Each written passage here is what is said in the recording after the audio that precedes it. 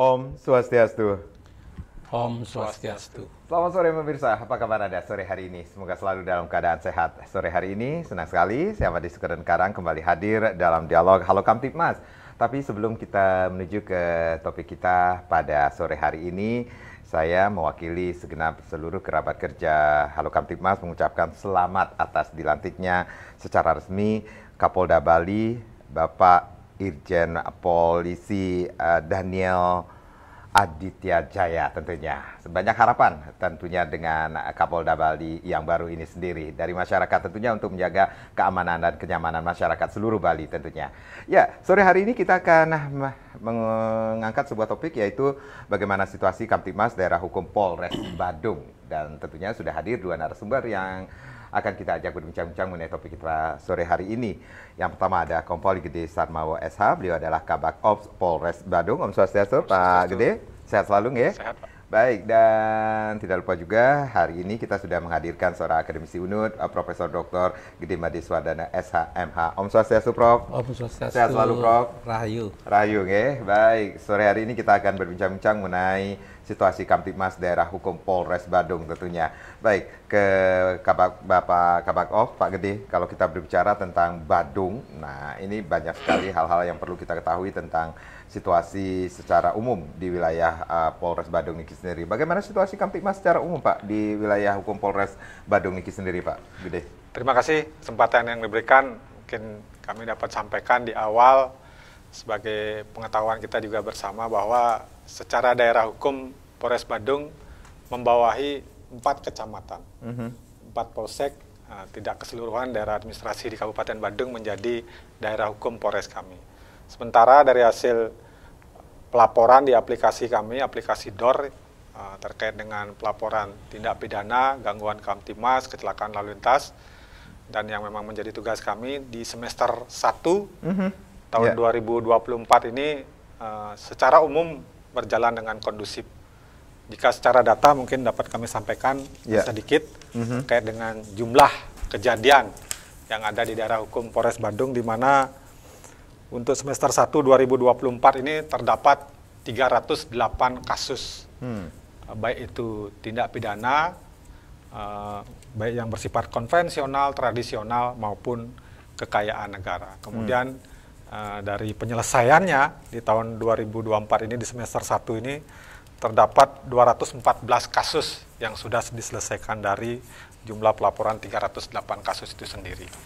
Kemudian untuk laka lantas, dapat kami sampaikan di semester 1 ini, di tahun 2024 ada 486 kejadian laka lantas dengan korban meninggal, jumlahnya cukup tinggi, 43 orang, luka berat 12 orang, dan luka ringan 556 orang.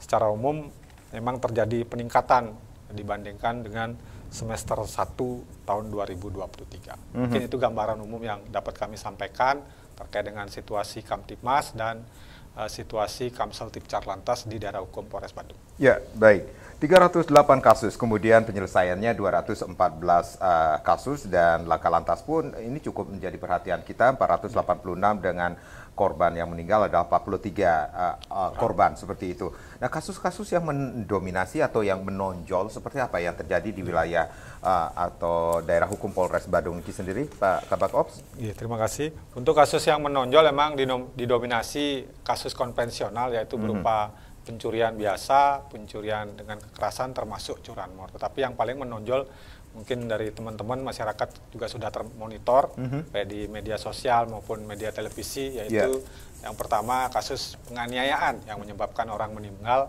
di daerah Sempidi, di mana saat ini kasus tersebut sudah dilimpahkan ke kejaksaan oleh penyidik Polres Badung dan sudah masuk dalam tahap proses peradilan. Yang kedua ada kasus penembakan di salah satu villa di daerah Kecamatan Mengui yang dilakukan oleh warga negara asing, dan itu juga sudah dalam kurun waktu beberapa hari sudah langsung dilakukan upaya pengungkapan, dan saat ini kasusnya juga sudah dalam proses di sidang pengadilan.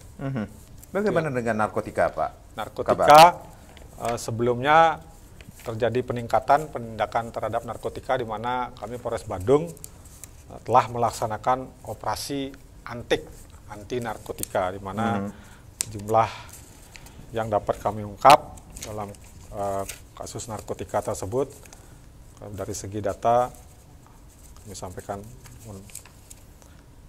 Karena beberapa waktu lalu juga kita sempat digegerkan dengan adanya salah satu pabrik narkotika di daerah Kecamatan Kuta Utara, di mana itu secara sinergi dari unsur Mabes Polri, Polda Bali dan Polres Badung sendiri telah melakukan upaya pengungkapan. Di mana jumlah kejadian untuk kasus narkotika ini ada 57 kasus yang telah kami ungkap di semester 1 tahun 2024 dengan jumlah penyelesaian ada 61 kasus. Baik. Ini cukup menjadi perhatian kita juga, Pak Gede, kalau kita melihat apa yang sudah disampaikan secara garis umum, garis besar, bagaimana situasi Kamtibmas Daerah Hukum Polres Badung di semester pertama 2024 ini sendiri, seperti apa Pak Gede melihat situasi Kamtibmas Daerah Hukum Polres Badung ini sendiri, Pak? Iya, kalau kita lihat ya, saya kira belum begitu menunjukkan kuantitas maupun kualitas yang berlebihan dari suatu peristiwa kriminal di daerah Badung. Karena kita mengetahui, saya kira itu masih dalam batasan yang biasa, batasan yang umum lah boleh dikatakan. Karena yang tadi disampaikan kan kejahatannya tidak dirinci secara menyeluruh, mana yang paling menonjol, hanya disebutkan ini yang menonjol adalah pencurian. Pencuriannya pun juga pencurian yang bisa dibagi menjadi pencurian biasa, pencurian kekerasan, pencurian curanmor, juga pencurian kendaraan bermotor. Nah, dibandingkan dengan pada semester-semester yang lalu memang peningkatannya pun juga tidak begitu signifikan, tapi bagaimanapun juga karena wilayah Polres Badung itu kan memanjang. Dari Polres Badung itu meliputi 4 kecamatan yang di paling dekat dengan Kabupaten Bangli, dekat dengan Singaraja, dengan Buleleng, itu kan masuk ke kecamatan Petang. Nah, kalau ditelusuri terus sampai dengan Petang, Mengui, sampai dengan ke Kute dan Kuta Utara, ya itu juga kan memanjang. Nah, persoalannya semua itu bersentuhan dengan wilayah-wilayah yang lain, ya. Wilayah yang lain misalnya kalau dengan Denpasar ya dekat juga, dengan Tabanan juga dekat juga. Karena kadang-kadang satu peristiwa yang terjadi di Tabanan, katakanlah demikian, tertangkapnya di Badung. Atau terjadi peristiwa di Denpasar, tertangkapnya di Badung. Nah, yang memang sangat menarik, menjadi menarik perhatian kita semua adalah adanya kasus orang asing yang memiliki pabrik narkotika di daerah Polres Badung. Nah, ini kan artinya apa? Yang perlu kita mendapatkan satu pengawasan yang lebih terkait dengan pelaku-pelaku orang WNA tadi. Misalnya narkotika, sebagian besar misalnya, walaupun orang kita, orang WNI yang paling banyak melakukan, yang paling banyak di sini yang melakukan paling banter sebatas pemakai, ya pengedar pun kecil. Tapi kalau sebagai memproduksi dan mengedarkan itu banyak dari orang asing, ini yang harus jadi perhatian. Karena orang asing pengawasannya ketika dia melakukan tindak pidana, pengawasannya ada pada Polri, kan gitu kan. Tetapi kalau dia orang asing datang ke Bali, pengawasannya imigrasi di bawah Kanwil Kementerian Hukum dan HAM. Oleh karenanya sinergisitas inilah yang harus dibangun kembali. Jadi jangan merasa bahwa orang asing datang ke sini ya sudah itu kewenangan daripada imigrasi. Tapi apa yang mereka lakukan di sini apa? Nah, polisi kan ketika ada peristiwa baru dia melakukan itu. Nah, oleh karenanya yang perlu dipahami sekarang adalah bagaimana kita satu sama lain mensinergikan antara kewenangan pengawasan orang asing oleh Kanwil Imigrasi, saya ulang, oleh Kanwil Kementerian Hukum dan HAM, khususnya di imigrasi, dengan Polres Badung itu sendiri. Gitu. Baik. Prof dan Pak Kabak-Ops, kita rehat sejenak, nanti kita akan lanjutkan lagi bagaimana situasi Kamtibmas Daerah Hukum Polres Badung, dan di sesi berikutnya kami juga mengajak Anda pemirsa di mana saja berada untuk berpartisipasi di 0361 894 8400 dan juga di 0361 894 8401. Sesaat lagi.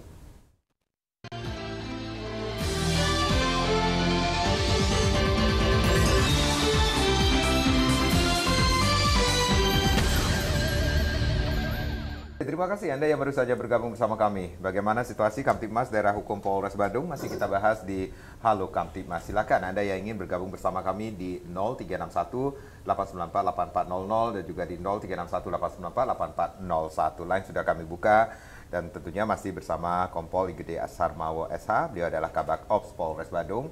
Dan juga sudah hadir Profesor Dr. Gede Madeswardana SH.MH, seorang akademisi dari UNUD tentunya. Prof, saya ke Profesor dulu. Prof, kalau kita melihat tadi, Prof mengatakan ini kewenangan pengawasan terhadap WNA atau warga negara asing yang datang ke Bali ini sendiri perlu sinergitas kita bersama untuk pengawasannya seperti itu. Agar jangan lagi deh terjadi hal-hal seperti beberapa waktu lalu, seperti di Kuta Utara terjadi, kemudian baru-baru ini kita dikejutkan lagi yang terjadi di Kluse, di Tegalalang, Gianyar juga terjadi hal yang serupa, pembuatan pabrik narkoba seperti itu. Ya, ini apakah kita kecolongan atau bagaimana? Ya kalau dibilang kecolongan ya iya, dibilang itu ya. Tapi kalau sebenarnya ya itulah pentingnya sinergitas itu. Saya katakan bahwa orang asing pengawasannya apa sebenarnya. Ini dalam undang-undang keimigrasian kan sudah disebutkan. Harus ada pengawasan yang ketat. Tujuan kita ketatnya ini apa? Apa sih yang mereka lakukan di sini? Jangan hanya kita berpikir bahwa orang asing datang dengan devisa yang tinggi, dengan berbelanja dolar banyak di sini, itu yang tidak tahu kita.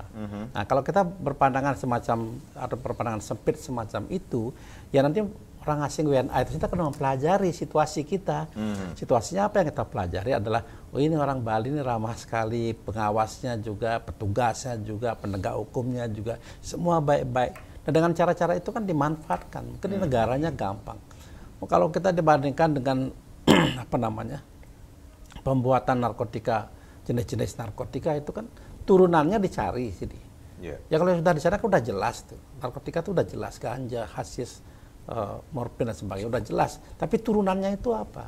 Yang bermacam-macam ini yang kita tidak tahu. Dia mencoba meracik yang membuat orang sama penggunaannya seperti penggunaan narkotika pada umumnya. Ini yang kita tidak tahu. Nah mereka kan sudah bisa membawa alat, orang dari luar negeri, alat apa ini? Mereka kan tidak mungkin mengecek itu, alat apa ini? Oh kami mau bikin kopi gitu, mungkin barista gitu misalnya, macam-macam. Tapi yang mereka sebenarnya dia kelola sendiri untuk melakukan itu. Oleh karenanya, jadi dimanapun sebenarnya kita selalu wanti-wanti, baik petugas dari kepolisian maupun dari imigrasi, dimanapun orang asing itu berada selalu ada kontrol.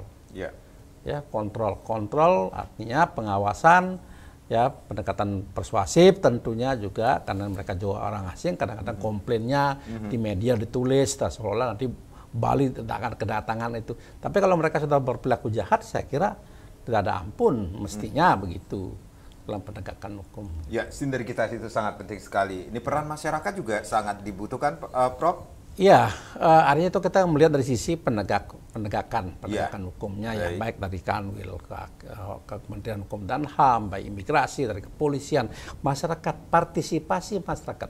Dalam undang-undang manapun juga sekarang sudah mulai disebutkan di sana partisipasi masyarakat terhadap kegiatan-kegiatan yang ada di situ. Nah, tanpa ada partisipasi masyarakat, maka ini yang akan juga kita, seolah kalau kita cuek, ya mereka akan senang. Kalau kita mengabaikan hal itu, mereka akan selalu berproduksi dengan cara ini. Apalagi misalnya dengan kode-kode yang kemarin yang ditangkap di di Dalung, di Canggu ya, di Canggu itu, dia kan pembayarannya kan tidak menggunakan uang rupiah, dia menggunakan kripto. Dan dia mereka ada kode, kita tidak tahu kodenya apa. Oh di sini dijual narkotika. Oh di sini jual Pertamina, di sini jual bensin, Pertamax dan sebagainya, misalnya begitu. Orang udah kelihatan, kita mengerti, tapi mereka ada kode tertentu, oh ini di sini. Yang mengerti dan yang tahu, mereka harus mempelajari itu. Baik. Pak Kabak Ops, Bapak Gede Samawa, tentunya ada upaya-upaya dari Polres Badung Niki sendiri untuk mengantisipasi hal-hal yang tidak kita inginkan atau kejahatan yang bisa saja mengganggu keamanan, ketertiban di masyarakat, khususnya di daerah hukum Polres Badung, termasuk juga agar tidak terjadi hal beberapa waktu lalu yang cukup viral dengan penemuan pabrik ganja Nike sendiri. Seperti apa upaya-upaya dari Polres Badung Nike sendiri? Seperti yang disampaikan Pak Prof tadi, memang benar partisipasi masyarakat itu yang terpenting sebenarnya. Jadi sekarang terkesan ada sedikit hal yang lowong, hal yang dilupakan, yaitu terkait partisipasi masyarakat, di mana seharusnya jika di kepolisian ada unsur 3 pilar di desa, antara kepala desa, Babin Kamtimas, dan Babinsa, ini harusnya bersinergi, terus melakukan upaya-upaya pengawasan di wilayah desa atau kelurahannya masing-masing. Harus rutin dilaksanakan, sehingga hal-hal yang ditakutkan seperti adanya pabrik narkoba maupun kejahatan-kejahatan yang lain itu bisa diantisipasi lebih awal.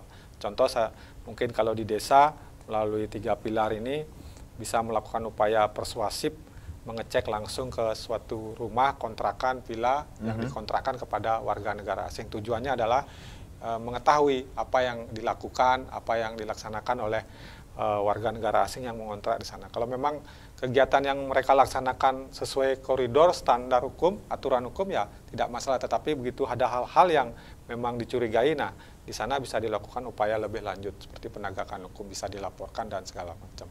Termasuk juga kegiatan kami di lapangan melalui personil-personil kami yang sudah tergelar, itu ada beberapa kegiatan yang kami siapkan dan memang kami gelarkan sejak awal pelaksanaan tugas di awal tahun. Contoh, umpamanya Blue Light Patrol itu adalah kegiatan patroli biru dengan menggunakan kendaraan dinas, di mana kegiatannya dimulai pukul 22.00 sampai dengan jam kecil di sini. Artinya di sini sampai 03.04.00 karena di antara rentang itu sering sekali terjadi gangguan Kamtimas, khususnya kejahatan seperti yang kejahatan konvensional, ya curat, curas, curanmor. Nah, itu kami giatkan kegiatannya melalui kegiatan patroli, dan ini bersinergi. Patroli 3 pilar dengan mengajak unsur dari Satpol PP, dari TNI juga, dari TNI yang ada di kewilayahan seperti dengan Kodim, dengan Koramil. Itu yang kami giatkan secara preventifnya. Kemudian untuk kegiatan preemptifnya adalah sosialisasi melalui peran Babin Kamtimas yang ada di masing-masing desa, termasuk peran polisi Banjar juga tetap ditingkatkan. Itu sebagai bentuk edukasi dan sosialisasi ke masyarakat terkait dengan perannya masyarakat di situ untuk menjadi polisi bagi dirinya sendiri. Itu penting karena apa? Polisi terus terang tidak bisa mengcover semua wilayah, semua tempat, semua rumah, semua individu. Tetapi dengan cara mengedukasi di sekolah, mungkin di Banjar-Banjar, di pertemuan STT, Seketruna, nah kita motivasi untuk menjadi polisi bagi dirinya sendiri. Salah satunya adalah jika menumbuhkan rasa kepada warga kita untuk bagaimana sih menjaga situasi keamanan di daerahnya masing-masing gitu, agar tetap kondusif. Jika dirasa ada yang perlu dilaporkan, silakan laporkan melalui petugas kami yang paling dekat dengan masyarakat adalah Babin Kamtimas, termasuk Babinsa dari unsur TNI. Demikian mungkin yang bisa dapat dijelaskan. Baik. Tentunya juga ada upaya-upaya kemudian sosialisasi kepada masyarakat mengenai bahayanya tentang narkotika. Salah satunya sosialisasi kami adalah melalui peran Babin Kamtimas dan Satbimas Polres Badung ke sekolah-sekolah, terutama di sekolah SMA, kepada anak-anak SMA. Kami juga mengirimkan memblas SMS melalui alat komunikasi, bekerja sama dengan provider tentang bahaya narkotika itu sendiri melalui WA. Kemudian juga melakukan upaya-upaya penindakan hukum tentunya kepada pelaku penyalahgunaan narkotika itu sendiri. Sehingga yang tadi kami sebutkan ada 57 kasus yang sudah kami ungkap saat ini. Baik, Prof, dengan penindakan hukum yang sudah dilakukan dari pihak kepolisian ini sendiri, ini belum juga bisa memberikan efek jerak kepada para pemain narkotika ini sendiri. Prof, melihatnya seperti apa? Gini, narkotika itu kan istilahnya kalau kejahatan itu seperti gunung es gitu ya, di permukaan saja. Apakah hukumannya terlalu ringan kah? Saya kira memang di dalam ketentuan Undang-Undang Narkotika itu sendiri disebutkan di situ bahwa selain daripada sanksi pidana, juga ada rehabilitasi. Nah, ini yang kadang-kadang kita mencoba, ya mudah-mudahan saja dengan sosialisasi seperti tadi disampaikan itu, jangan mengira bahwa perbuatan-perbuatan itu nanti akan direhabilitasi begitu. Sebab itu juga kalau sudah terjangkit narkotika itu jangan bilang itu tidak ada untungnya. Baik. Rugi besar itu. Artinya apa?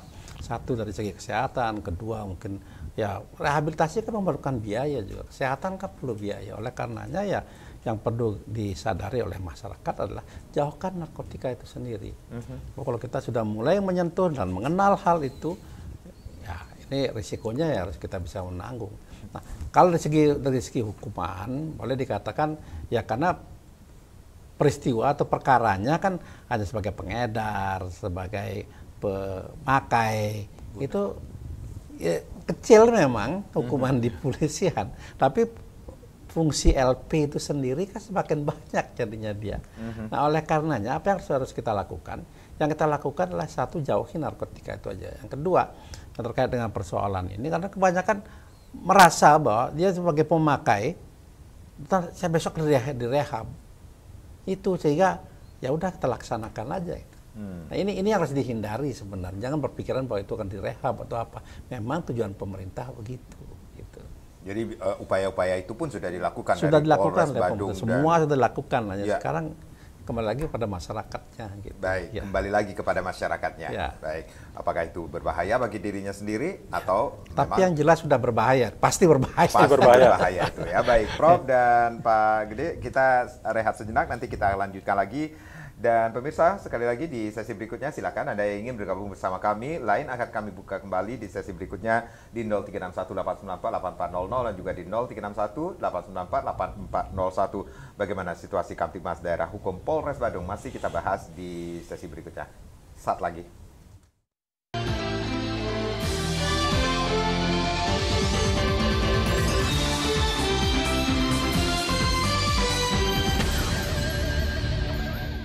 Terima kasih Anda yang masih bersama kami di Halo Kamtibmas. Bagaimana situasi Kamtibmas Daerah Hukum Polres Badung masih kita bahas. Masih bersama Kabag-Ops Polres Badung, Kompol Gede Suarmao SH dan juga akademisi UNUD. Ada Profesor Dr. Gede Madeswardana SH.MH. Silakan Anda yang ingin bergabung bersama kami ataupun Anda ingin bertanya lebih banyak lagi tentang topik kita pada sore hari ini.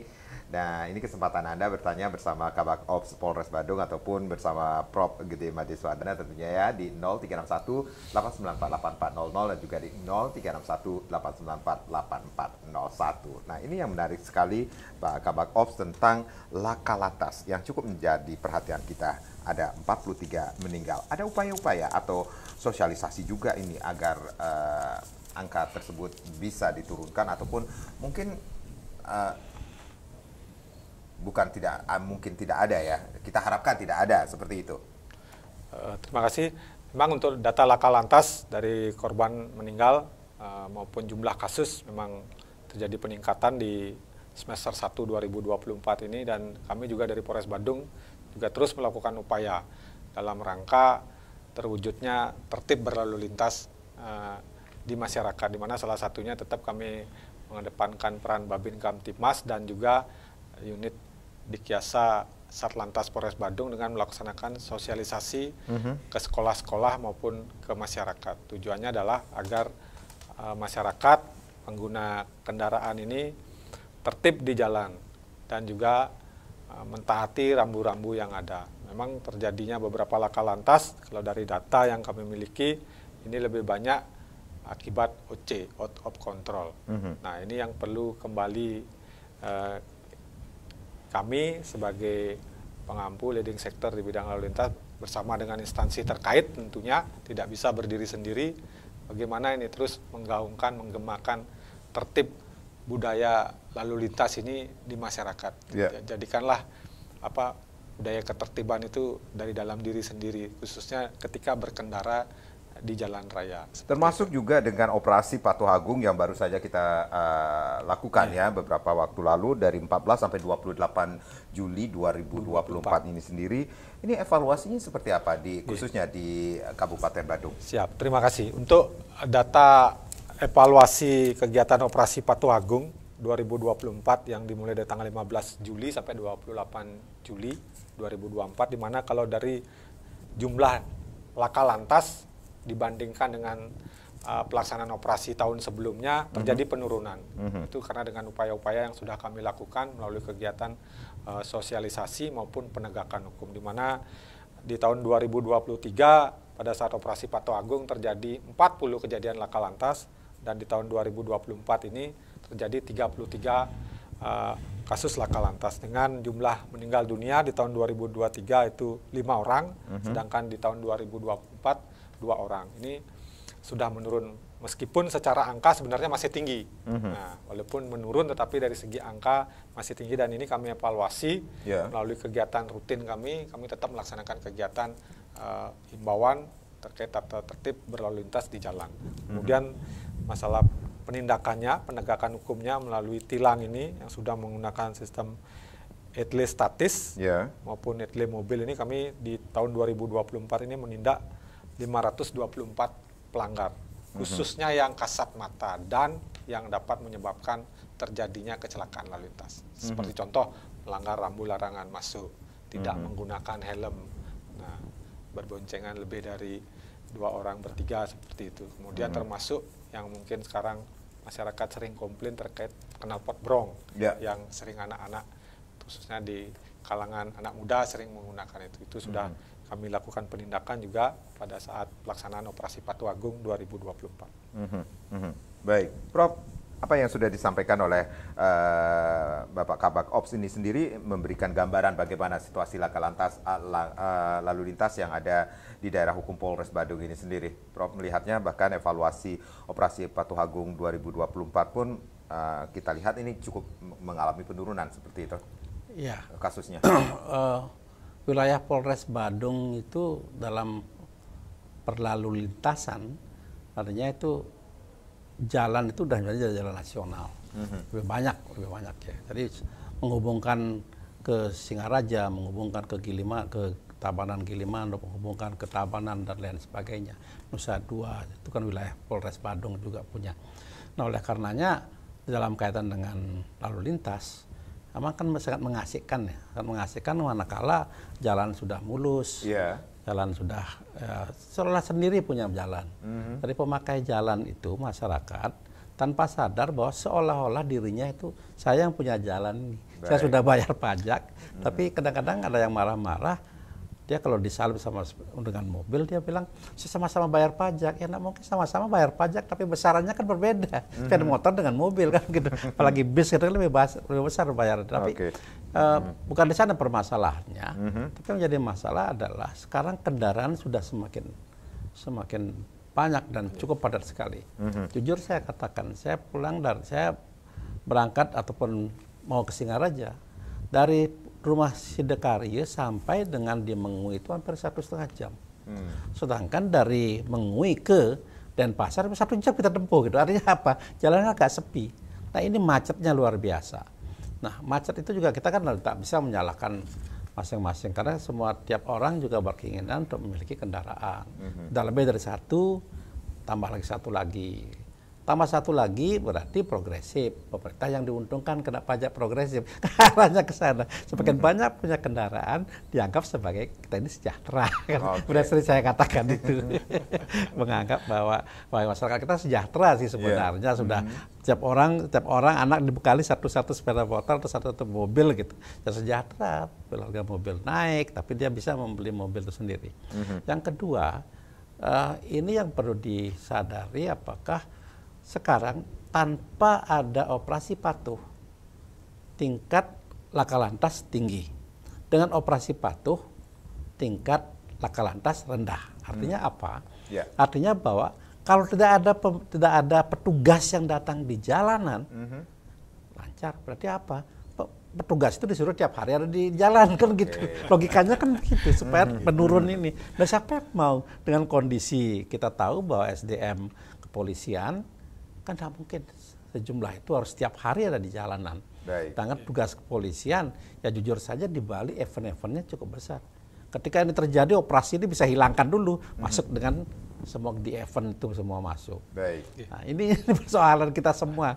Kita bukan hanya petugas Polres sendiri ya, saya kira di seluruh Bali juga bersama. Bahkan ini kalau kita berbicara tentang sistem etle ini sendiri, akan meningkatkan atau menurunkan angka laka lantas ini sendiri? Ya, ETLE itu kan hanya memonitor tentang pelanggaran. Benar salahnya seorang, tapi kalau tabrakan terjadi kan ETLE nggak tahu dia. Oke. Orang di luar ETLE dia terjadi pelanggaran, tahu kecelakaan gitu. Karena dia merasa sendirian ngebut. Tidak ada ETLE yang mengawasi, tapi kalau ETLE itu ketika melewati jalur-jalur dengan lampu electronic traffic light, itu dia akan beranggapan bahwa saya harus disiplin, helm sudah lengkap semuanya. Ini salah satu. Kalau sudah mau difoto, bergaya dulu gitu. Mungkin dapat kami tambahkan, Prof, terkait dengan mencegah laka lantas itu terkait dengan pergelaran personil kami, khususnya di daerah hukum Polres Badung di jalur utama dari pintu masuk itu di Langon, Kelurahan Sempidi sampai dengan perbatasan dengan Dadakan Tabanan. Kami sudah ada pos-pos lantas yang mana setiap pagi kami gelar, siang juga kami gelar, malam juga kami gelar. Kalau pagi itu dari jam 06.15 sampai dengan pukul 08.00 karena di sana memang pergerakan kendaraan di jalan itu cukup tinggi, mulai dari nganter sekolah, mau ke pasar, ya, mau bekerja. Nah, di sana kami gelar personil kami lebih banyak dan lebih lama waktunya. Kemudian siang hari juga khususnya kalau jalur ke barat ini pergerakan kendaraan yang bertonase besar, membawa barang mungkin sembako dan segala macam yang datang dari arah Jawa maupun yang kan keluar dari arah Bali. Nah, itu juga kami gelar personil mulai dari pukul 12.00 sampai 14.00. Sore hari juga bubaran karyawan ini juga kami gelar personil dari pukul 16 sampai 18.00. Nah, untuk malam hari mengingat volume lalu lintas juga sudah mulai menurun, kita mulai sistem patroli dari personil lalu lintas itu sendiri. Itu upaya-upaya kami untuk menurunkan angka lantas dengan cara menghadirkan personil lebih banyak dan lebih lama di lapangan. Termasuk juga Blue Light Patrol itu ya, sendiri. Blue Light Patrol itu lebih cenderung ke kegiatan preventif untuk cegah kejahatan jalanan maupun yang sifatnya C3, curat, curas, dan curanmor seperti itu. Oke, baik. Prof, dengan apa yang sudah dilakukan oleh Polres Badung Niki sendiri, ini kembali lagi ke masyarakatnya. Bagaimana beretika, berlalu lintas, itu yang sangat dibutuhkan? Iya, karena bagaimanapun juga, kan ada diberikan jalur-jalur. Jalur sepeda motor, jalur mobil, di waktu menyalip, mungkin kalau mereka memahami betul tentang garis lantas, garis pemisah ataupun itu yang harus dipahami juga. Ya, yang garis terputus-putus apa maknanya, garis yang lanjut apa, garis yang memanjang itu apa maknanya.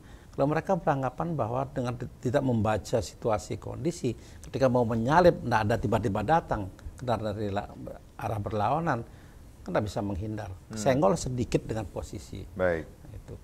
Itu yang menyebabkan juga terjadinya laka lantas. Gitu. Ya. Pak Kabak Ops, kembali lagi ke sistem ETLE yang sudah diterapkan juga di daerah hukum Polres Badung Niki sendiri, ada sosialisasi, upaya-upaya sosialisasi kepada masyarakat. Tetap kalau untuk sistem ETLE dari mulai ke desa, kami laksanakan sosialisasi melalui bersurat kepada kepala desa, jadi setiap ada kegiatan di desa yang menghadirkan warga, masyarakat agar disampaikan hal tersebut terkait dengan ETLE. Kemudian ke sekolah-sekolah juga, tentunya itu menjadi hal yang penting karena anak-anak kita yang masih berjiwa muda dalam berkendara, khususnya yang sudah memiliki SIM tentunya, dia terkadang berkendara di jalan, nah ini yang emosionalnya masih tinggi. Baik. Kemudian kita sosialisasikan juga terkait dengan ke sekolah, kepada kepala sekolah, jika memang secara aturan memang anak SMA yang belum cukup umurnya untuk bisa mendapatkan surat izin mengemudi tentu tidak diizinkan untuk membawa kendaraan bermotor ke sekolah. Itu sudah kami lakukan.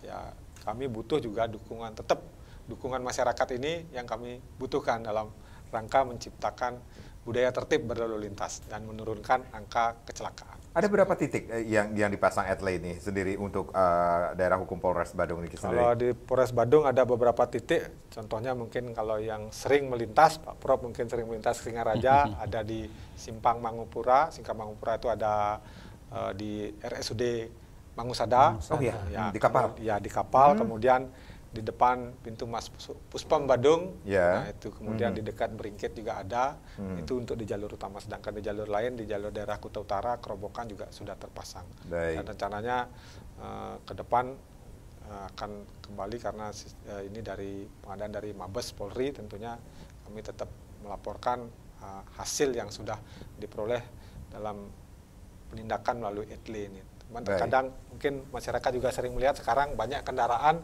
tidak menggunakan plat nomor Kendaraan, itu yang lagi viral juga. Viral tidak menggunakan, tujuannya mungkin Menghindari untuk rekaman itu. menghindari Rekaman, capture dari ETLE itu sendiri. Nah, Ya, cuman ya, kita ya. tetap melakukan kegiatan hunting sih, Pak. Jika kendaraan kebetulan personil Polres Badung lalu lintas khususnya berpatroli menemukan kendaraan yang tidak dilengkapi dengan TNKB, Ya. nah, dilakukan upaya penegakan hukum. Baik. Kita amankan kendaraannya, dilakukan penilangan, diamankan di Polres. Syaratnya bisa mengambil kendaraan dengan memasang TNKB. Ini lagi tren kah seperti itu? Saya sering melihat di jalanan seperti itu. Prof melihatnya seperti tren.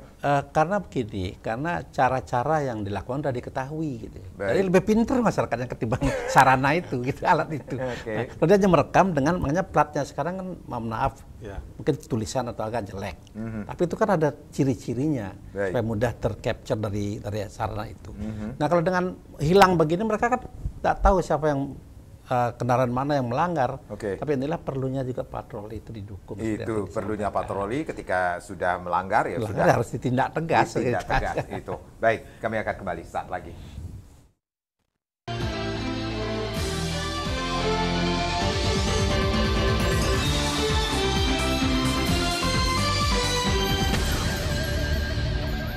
Patuh itu. Oke, baik. Terima kasih Anda masih bersama kami tentunya di Halo Kamtibmas. Situasi Kamtibmas Daerah Hukum Polres Badung masih kita bahas. Masih bersama Kabak Ops Polres Badung, Kompol IGD Suarmawo SH, dan juga Prof. Dr. Gede Madeswardana SHMH, seorang akademisi dari Universitas Udayana tentunya. Pak Kabak Ops, kita berbicara tentang apa yang sudah kita mengetahui nih kalau Badung ini sendiri selalu penuh dengan event-event yang bertaraf baik itu nasional, kemudian internasional, dan beberapa bulan ke depan ini juga akan ada beberapa event yang bersifat internasional yang akan mendatangkan beberapa partisipan dari luar negeri ini sendiri. Tentunya sebelum kita ke sana, ini ada upaya-upaya atau terobosan-terobosan dari Polres Badung untuk memberikan pelayanan kepada masyarakat, Pak Gede? Oke, terima kasih. Kalau untuk terobosan, kreatif Ya. yang ada di Polres Badung, yang pertama kami memiliki salah satu sistem terobosan kreatif adalah si penggawa. Si penggawa itu sistem pengamanan dan pengawasan kepada personil kami Polres Badung dalam pelaksanaan tugas. Ya. Jadi sebuah sistem yang disiapkan oleh Bapak Kapolres Badung, Kapolres kami, Bapak KBP Teguh Priyowasono, SIK, dalam rangka memberikan pelayanan kepada masyarakat. Jadi jika personil Polri, khususnya yang melaksanakan patroli Kota Polres Badung, termonitor di Command Center Polres Badung. Jadi termonitor pergerakannya di lapangan secara peta GPS tampil, kemudian secara video juga tampil, depan belakang. Jadi kami akan mengetahui jika umpamanya dalam tanda kutip personil kami melakukan pelanggaran, kami tahu karena apa yang dia lakukan terekam dalam kamera yang sudah emang ada di kendaraannya. Ada 14 unit kendaraan patroli kami yang dilengkapi dengan alat webcam, istilahnya webcam tersebut. Jadi sehingga ketika rekan-rekan kami anggota Polres Badung melaksanakan patroli sudah terekam di command center, dan itu akan terbackup dia di dalam peralatan yang kami sudah siapkan, termasuk juga dengan peta GPS, dan di sana juga terdapat kegiatan-kegiatan patroli harus kemana sesuai dengan rute atau beatnya yang sudah kami tentukan. Dan jamnya juga sudah kami tentukan. Oke, selain si penggawa ini sendiri untuk pengawasan terhadap anggota sendiri, ada terobosan yang lainnya juga? Ada terobosan yang lain mungkin dari segi pelayanan kepolisian, mungkin ada Sirika terkait dengan pelayanan SIM, sidik jari, dan SKCK, yang mana tidak selalu dilaksanakan di kantor polisi Polres Badung, tetapi juga dilaksanakan di tempat keramaian masyarakat lainnya. Contohnya saja minggu lalu di salah satu desa ada kegiatan festival. Nah, di sana tentu mendatangkan keramaian, warga masyarakat datang. Nah, kita memberikan pelayanan di sana. Mobil SIM kami datang, terus mobil pelayanan SKCK dan sidik jari kami datang ke sana. Termasuk bisa juga melaporkan laporan kehilangan jika memang memerlukan surat keterangan lapor hilang terkait dengan surat-surat mungkin yang jatuh dan segala macam, kami layani di tempat itu. Seperti itu. Jadi kami juga selalu berkoordinasi dengan pihak desa. Jika ada event tersebut, kami memohon pada pihak desa pelaksana untuk disiapkan satu space untuk bisa kita gunakan untuk memberikan pelayanan kepada masyarakat. Selain itu juga untuk mendekatkan polisi kepada masyarakat tentunya. Ya, betul itu. Baik, Prof, dengan melihat apa ya terobosan yang dilakukan dari Polres Badung, bahkan terhadap anggota pun dilakukan pengawasan ini sendiri dengan si penggawanya ini sendiri, Prof melihatnya seperti apa? Iya, jadi pengawasan tidak cukup dengan mengawasi orang lain. Iya. Jadi kan kadang-kadang ada sementara ada kesan bahwa polisi juga menilang benar apa tidak, yang salah juga begini, kan ditengarai seperti peristiwa-peristiwa yang terdahulu itu. Bagaimana polisi itu menjadi dalam tanda petik bulan-bulanan oleh masyarakat, oleh netizen, oleh media sosial kan gitu. Nah, oleh karenanya itu ini harus mengembalikan citra bahwa polisi adalah sahabat masyarakat. Polisi adalah melayani yang tujuan terpenting. Nah, oleh karenanya yang perlu kita bangun bersama adalah bagaimana kita membangun kepercayaan masyarakat, trust daripada masyarakat itu supaya yakin bahwa polisi ini jujur, baik. Yang itu yang diinginkan. Nah, kalau misalnya polisi sendiri sudah dipandang oleh masyarakat atau sebagian masyarakat memandang sebelah mata gitu misalnya, ya hasilnya tentu akan dicemooh, diremehkan dan dilecehkan mungkin. Tapi sekarang dengan adanya pelayanan yang demikian, ini tidak cukup sekarang saja. Ya, artinya kontinuitas kesinambungan ini harus dibangun. Jadi bukan hanya baru ada operasi patuh, baru begini, operasi ini ada, setiap ada operasi dalam satu tahun itu baru terjadi penurunan kriminalitas atau pelayanan. Tapi pelayanan adalah kunci daripada keberhasilan pendekatan kepada kepercayaan masyarakat. Termasuk juga terobosan dengan Sirika ini sendiri? Sirika tadi apa? Saya lupa. Sidik jari dan SKCK. Oh ya, kalau ya itu memang salah satu bentuk pelayanan kan. Daripada misalnya pelayanan kan ada di Polres Badung kan di Beringkit itu. Ya, orang yang tinggal di Petang, wilayah Badung itu harus datang ke situ. Itu berapa waktu habis, sampai di sini mungkin parkir aja susah gitu. Nah, oleh karena itu tidak ada salahnya, karena pelayanan yang begitu kan bagus tuh. Saya juga berkeinginan sebenarnya, tapi kan karena SIM-nya ada di kota dan pasar, jarang saya ketemu. Boleh dan siap melayani. Ya, kalau tadi saya sempat mengatakan ini, kalau kita berbicara tentang Badung, ini banyak sekali daerah tujuan wisata yang ada di Badung, kemudian banyak event-event yang berskala internasional yang akan mendatangkan partisipan dari luar negeri, termasuk juga kita akan mengadakan pesta hajatan, pesta demokrasi, Pilkada serentak 2024. Seperti apa persiapan dari Polres Badung Niki sendiri? Baik, terima kasih untuk kesiapan Pilkada serentak tahun 2024. Polres Badung telah menyiapkan beberapa kegiatan pendahuluan untuk bagaimana terwujudnya dan suksesnya pelaksanaan Pilkada serentak 2024.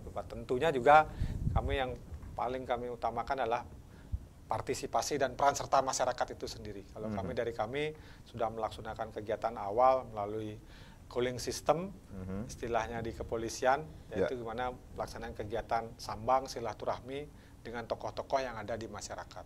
Melalui pimpinan kami Bapak Kapolres didampingi dengan para pejabat utama di Polres secara bergiliran, secara berkesinambungan, kontinu melaksanakan kegiatan pertemuan silaturahmi dengan baik itu tokoh adat, tokoh politik, tokoh masyarakat, tokoh pemuda yang ada khususnya di daerah hukum Polres Badung. Contohnya saja hari ini setelah berkegiatan di Mapolda, rencananya malam akan bertemu dengan tokoh masyarakat di Canggu dalam rangka calling system dalam rangka Pilkada serentak 2024 yang aman, tertib, dan damai. Kami juga berharap di sini peran serta masyarakat tentunya yang paling utama, karena jika tidak seperti itu, tidak mungkin ada kesuksesan atas pelaksanaan Pilkada. Mungkin demikian. Ya, Pak Prof, dengan apa yang sudah disampaikan oleh Pak Kabak Ops sendiri, persiapan dari Pilkada 2024 ini sendiri sudah sangat sudah dipersiapkan sekali untuk pengamanan dari Polres Badung ini sendiri. Ya, memang tugas pengamanan kan begitu. Ya. polisi dalam hal ini bersama-sama dengan TNI, dengan kalau masyarakat melibatkan pecalang khusus di wilayahnya, dari wilayah masyarakat itu sendiri. Tapi ada satu hal yang menarik dari pernyataan Ketua KPU kalau salah, supaya dalam pemilu ini tidak ada baliho gitu ya. Yeah. Baliho. Saya mungkin baliho yang dimaksudkan. Dan saya salah tangkap, baliho yang dimaksudkan adalah kalau ada baliho, sekarang kan banyak calon-calon yang belum jelas ini disetujui apa tidak gitu ya. Tapi kalau misalnya baliho yang misalnya sudah menjadi calon gubernur, calon bupati dan sebagainya, silakanlah pasang itu. Kan masyarakat biar tahu. Saya pulang ke Singaraja, siapa sih calon bupati Bule? Saya biar tahu. Siapa sih calon wali kota atau calon gubernur Bali? Supaya jelas. Artinya itu saja yang dipasang. Jadi kalau melarang semuanya bersih dari baliho, saya kira mungkin maksud daripada itu, saya mudah-mudahan saya salah memberikan tanggapan pada KPU yang bukan ranah saya seharusnya gitu ya. Nah, karena kita melihat bahwa ya memang harus dipajang calon-calon yang betul disetujui oleh KPU sendiri, dipasang, silakanlah. Jadi orang memilih kan tinggal memilih itu. DPRD sudah terpilih semua. Kan tidak ada lagi banyak calon, banyak baliho-baliho ya.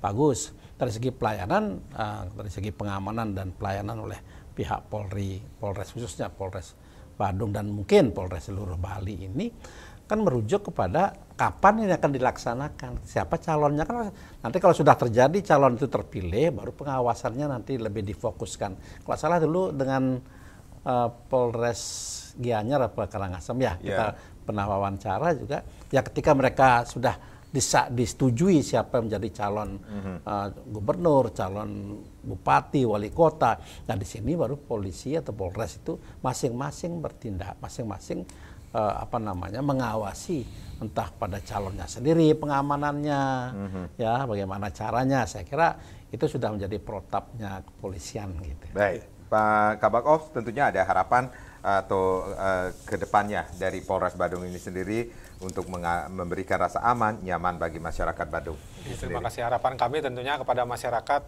mari kita bersama-sama menjaga situasi Kamtimas di lingkungannya, terutama lingkungan paling terdekat, keluarga, mungkin Banjar, baru ke desa, baru ke lingkungan yang lebih luas, bersama-sama menjaga situasi Kamtimas agar tetap aman, tertib, dan kondusif.